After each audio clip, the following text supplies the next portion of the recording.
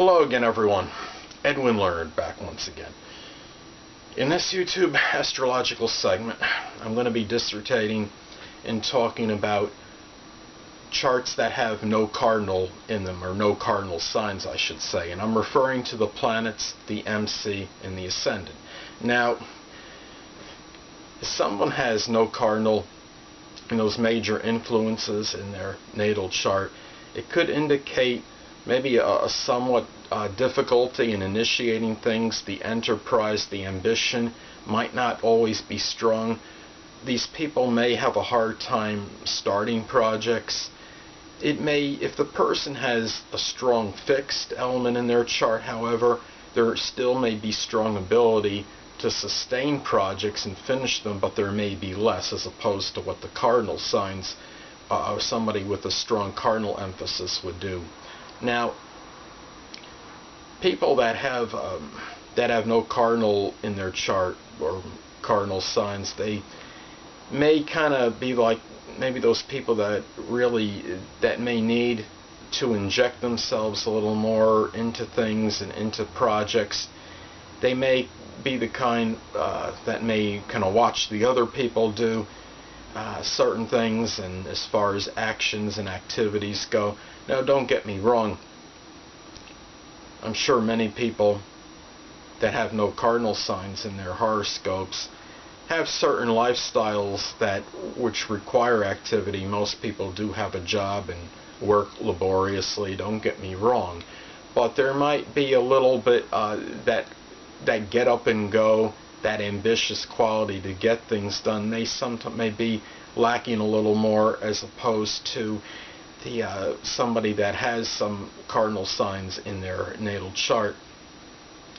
This could be the person that really maybe is not so much into like joining maybe things or getting involved in certain, I guess you could say, things that might be, I'm not talking about work-related things, because as I stated before, most people do have jobs in it, regardless of their horoscope, are pretty much are going to be working. But what I mean is like extracurricular type activities, maybe things of like joining clubs or being part of other kind of activities. Maybe this person is not always really up for doing this, and somebody that has no cardinal no cardinal and signs and major influences in their chart may at times feel like they just don't always have that drive to get things going and to get things started. Somebody that has mainly mutable signs in their chart are more about kind of like the analysis, the thinking. Sagittarius is about philosophizing, Gemini talking, Virgo the analysis, and Pisces is kind of the dreamer.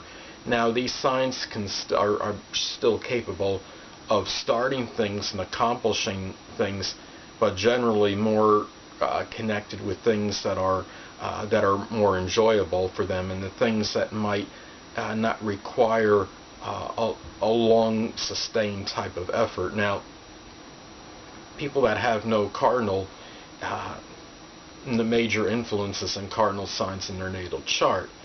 Now, there can be compensation as far as perhaps planetary positions, such as the Mars in the first house and conjunct the Ascendant, or Mars conjunct the Sun in a natal chart. This could give somebody a little bit more drive and maybe compensate for having no cardinal signs in their natal chart. And also,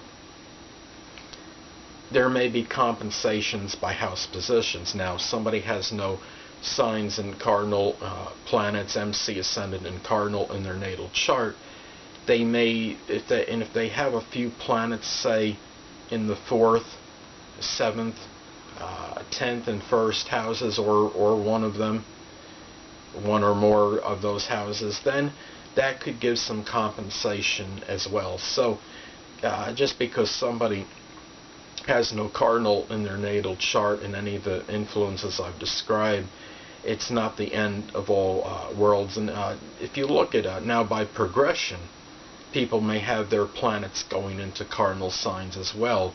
So, and depending on what the natal ascendant is, for example, they could have their ascendant go into a cardinal sign in their lifetime, and the MC or midheaven can go into a cardinal sign as well. So there's really everybody, even the ones that don't have cardinal in their ascendant, midheaven, or planets, they still can experience that cardinal energy somehow, and almost everybody is going to have at least one cardinal sign on a house cusp in their natal chart.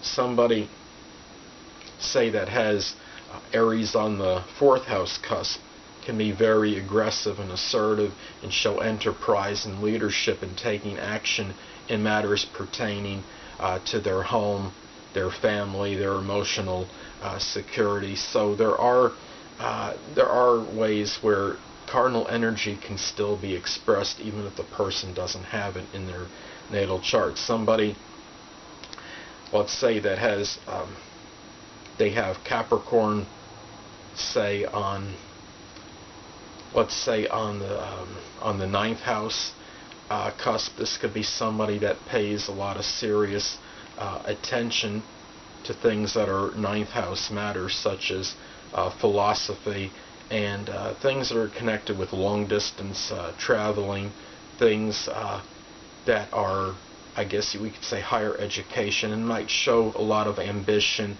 and drive and strong serious attention and need to get things started in connection with those matters. So that would be another example where somebody can show cardinal energy in their chart, but not even if they don't have it in any planets in their ascendant or their MC. So those are things to consider as far as if you don't have any cardinal in any of the things I described in the chart. Now, well, anyway, people, that'll conclude this YouTube astrological segment for natal charts that have no cardinal in them, and stay tuned next time where I'll be dissertating and talking about natal charts that have no planets, the ascendant, or MC in mutable signs.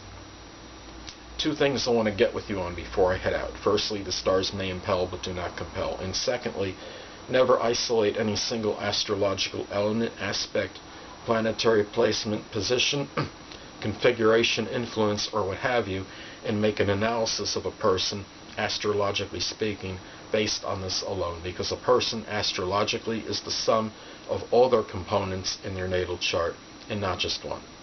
Until next time, people, stay well.